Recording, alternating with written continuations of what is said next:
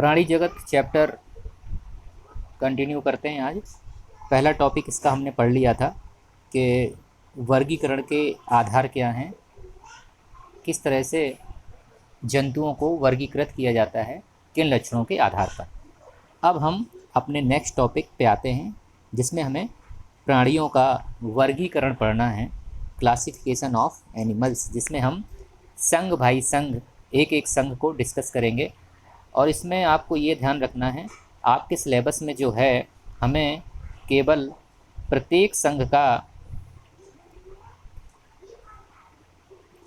Important characters ही पढ़ने हैं। 3 से 5 लक्षण पढ़ने हैं हमें प्रत्येक संघ के, और 2 या 3 एग्जाम्पल्स। ये काम आपको करना है, या समझेंगे तो ये काम आपको स्वयं करना है। बुक से ही देख के मैं पूरे संघ समझा दूंगा, जो उनके इम्पॉर्टेंट 5 कैरेक्टर ही समझा दूंगा।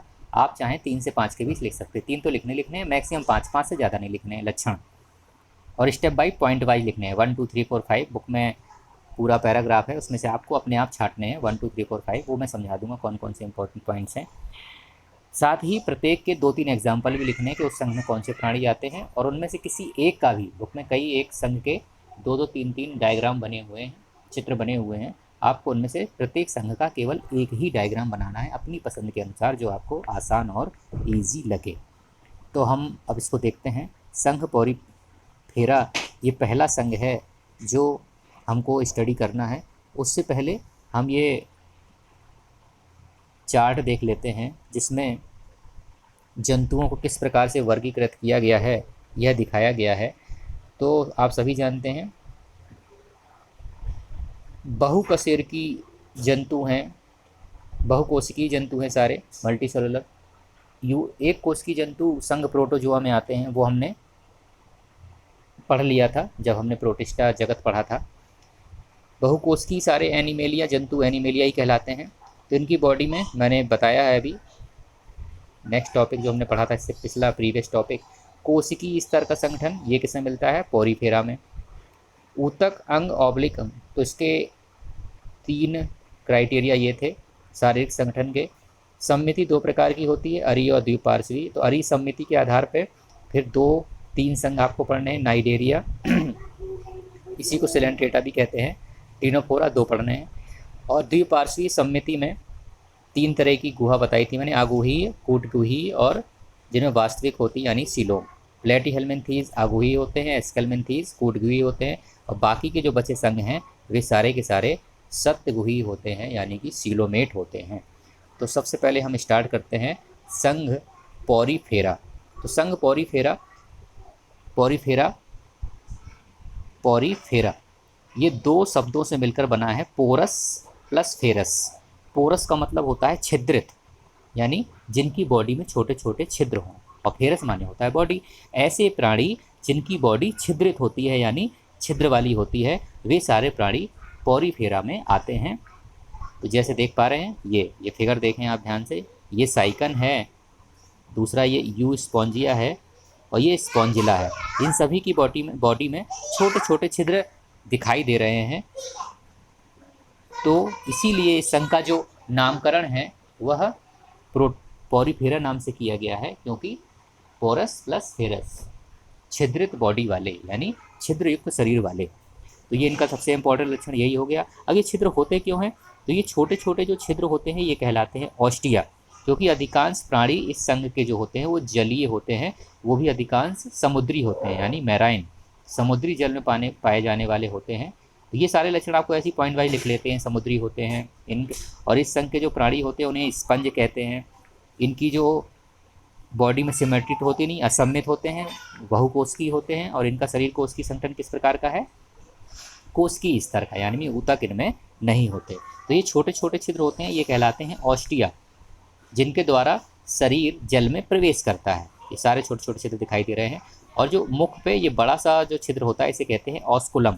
इसके द्वारा जो जल होता है वो शरीर से बाहर निकलता है। ये फिर से देख लेते हैं, ये ऑस्कुलम है। इस ऑस्कुलम के द्वारा सभी की बॉडी को उपस्थित होता है। ये ऑस्कुलम के द्वारा, इसके द्वारा जो जल होता है, जो अतिरिक्त जल, वो शरीर से बाहर निकाल दिया जाता है। तो इसीलिए इनके शरीर में छिद्रित होते हैं। दूसरा, क्योंकि इस जल इनकी बॉडी में कलेक्ट नहीं होना चाहिए, इसलिए इनकी बॉडी में एक जल परिवहन तंत्र पाया जाता है। साथ ही इनमें एक विशेष प्रकार की कोशिकाएं पाई जाती हैं जिन्हें हम कहते हैं कीप कोशिकाएं। याद रखेंगे, कीप कोशिकाएं किस संघ का एक महत्वपूर्ण लक्षण है? यह है पोरीफेरा संघ का, क्योंकि इस संघ के प्राणियों में कीप कोशिका पाई जाती है। नर और मादा अलग अलग नहीं होते, क्योंकि इनमें कोई भी अंग नहीं पाए जाते, ऊतक नहीं पाए जाते, और मुख्यतः जो निषेचन होता है वो आंतरिक होता है, और परिवर्धन भी इनका अप्रत्यक्ष होता है। तो मैंने कई लक्षण बताए इनके, और तो आपको इसमें से 3 या 5 लक्षण ही लिखने हैं। एग्जाम्पल्स बता ही दिए मैंने, साइकन, यूस्पॉन्जिया और स्पॉन्जुला। और इस संघ के जो प्राणी हैं ये मुख्यतः क्या कहलाते हैं? स्पंज।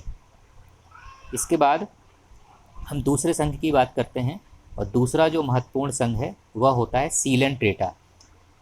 इसी संघ को हम नाइडेरिया नाम से भी जानते हैं। इसका कारण क्या है?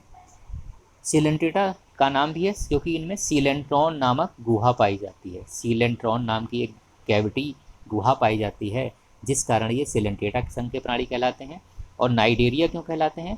क्योंकि जैसा मैंने हाइड्रा बताया था अभी लास्ट टॉपिक में, कि इनके हाइड्रा भी क्योंकि इसी संघ का प्राणी है, तो इनकी बॉडी में जो स्पर्शक होते हैं इसमें कुछ विशेष प्रकार की कोशिकाएं पाई जाती हैं जिन्हें कहते हैं हम दंश कोशिकाएं, नेमेटोब्लास्ट।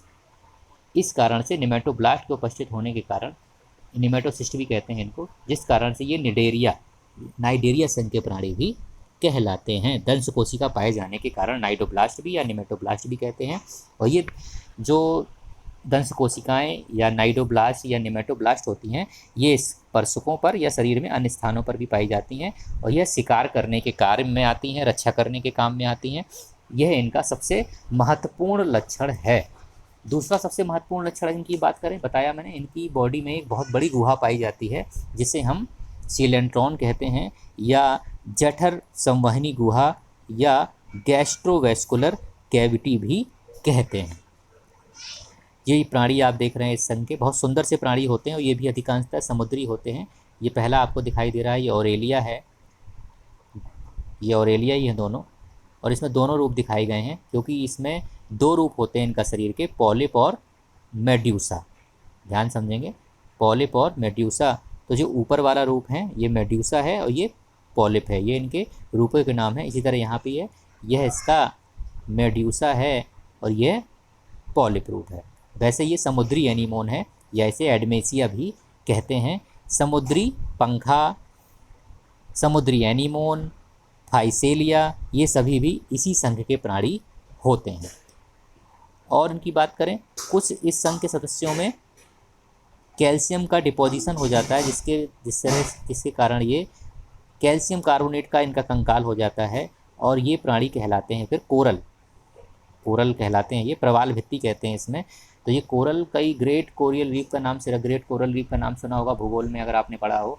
तो ये इसी वो जंतु नहीं होते हैं, वो पौधे नहीं होते हैं, ना ही कोई वो देखने में पहाड़ की तरह, पर्वत की तरह, संग हो मतलब स्टोन की तरह दिखाई देते हैं। वे सारे के सारे सीलेंट्रेट्स होते हैं, और वे क्या बताया मैंने, कोरल कहलाते हैं ये। तो इसके 2 रूप होते हैं, बताया मैंने, किसी भी जीव के 2 संरचनाएं होती हैं, स्ट्रक्चर होते हैं, पॉलिप और मेड्यूसा। पॉलिप जो होती है वो बेलनाकार होती है, और जो मेड्यूसी होती है वो छाता के आकार की होती है। देख सकते हैं ये बेलनाकार सी है और ये छाता के आकार की होती है। इस संघ के जंतु होते बहुत सुंदर होते हैं देखने में, और अधिकांशतः समुद्री होते हैं। इसके बाद अगले संघ की हम बात करें, तीसरा संघ होता है टीनोफोर। तो हमें पढ़ना है तीसरा संघ, वो संघ तीसरा है टीनोफोर। तो टीनोफोर को हम कहते हैं समुद्री अखरोट या कंकाल जेली, कॉम्ब जेली, क्योंकि ये भी समुद्री होते हैं सारे, अरीसमिति वाले होते हैं, द्विकोरिक होते हैं। ये इसलिए हमने पहले पढ़ लिया, नहीं अगर आपको समझ में नहीं आता ये अरीसमिति क्या बता रहे हैं, द्विकोरिक जीव क्या बता रहे हैं। और इनमें भी ऊतक स्तर का ही, क्योंकि उसी संघ के प्राणी हैं सीलेंट्रेटा के तरह ही, तो ये भी इनमें भी ऊतकी इस तरह का शारीरिक संगठन पाया जाता है। इनमें जो गमन होता है इसके लिए इनमें कुछ ये सीलिया टाइप के स्ट्रक्चर्स पाए जाते हैं, जिसके द्वारा ये गमन करते हैं। टीनोप्लाना, प्लूरोब्रैंकिया, यह इसी संघ का उदाहरण होता है। टीनोप्लाना भी है, इसको प्लूरोब्रैंकिया, ये इसी के होते हैं। इनमें नर मादा अलग अलग नहीं होते, जनन लैंगिक होता है, निषेचनवाह होता है, और जो परिवर्धन वो भी अप्रत्यक्ष होता है। कोई भी इसमें लार्वल स्टेज नहीं होती। ये नया संघ था। इसके बाद चौथा संघ होता है संघ प्लेटीहेल्मिन्थीज। इससे परिचित होंगे आप। इसको हम प्लेटी मीन्स होता है चपटे और हेल्मिन्थ माने होता है कृमि। तो फ्लैट वम्स, ये फ्लैट वम्स के नाम से भी यह संघ जाना जाता है, क्योंकि इस संघ के जो प्राणी होते हैं वो चपटे दिखाई देते हैं। सबसे कॉमन एग्जाम्पल इसका फीता कृमि है, जिसे हम टेपवर्म कहते हैं, और दूसरा होता है यकृत फ्लूक या फैसियोला हिपेटिका, पर्णकृमि इसको कहते हैं। तो पहली लक्षण तो उनका यही हो गया। इस संघ के जो जीव होते हैं वो चपटे हुए होते हैं और ये परजीवी होते हैं। मोस्टर मनुष्य में या अन्य प्राणियों में ये अंतः परजीवी के रूप में पाए जाते हैं। ये द्विपार्श्वसम्मिति, त्रिकोरकी तथा प्रगुही होते हैं। और ये क्योंकि परजीवी हैं तो इनमें चूसक पाए जाते हैं, जिससे ये चूसकों के द्वारा जीव शरीर के भीतर रहकर पोषण प्राप्त करते हैं, उनका ब्लड सक करते हैं और उन्हें बीमारी बनाते हैं, क्योंकि ये परजीवी हैं। इनमें ज्वाला कोशिकाएं पाई जाती हैं जो उत्सर्जन में सहायता करती हैं। फ्लेम सेल्स कहते हैं इनको हम, ज्वाला कोशिकाएं। ये उत्सर्जन में सहायता करती हैं। नर मादा अलग अलग नहीं होते। इनमें पुनरुद्भवन की, रीजनरेशन की पावर बहुत ज़्यादा होती है। पुनरुद्भवन का मतलब होता है दोबारा बन जाना नए भागों का। तो सबसे ज़्यादा जो पावर पाई जाती है इसी संघ का एक प्राणी होता है प्लेनेरिया।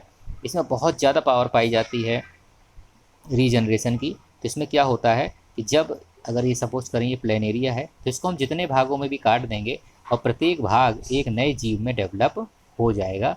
यह पूरी कैपेसिटी इसी संघ के जीव में पाई जाती है, जिसे हम कहते हैं प्लेनेरिया। तो यह संघ सिलेंटेटा के बारे में था।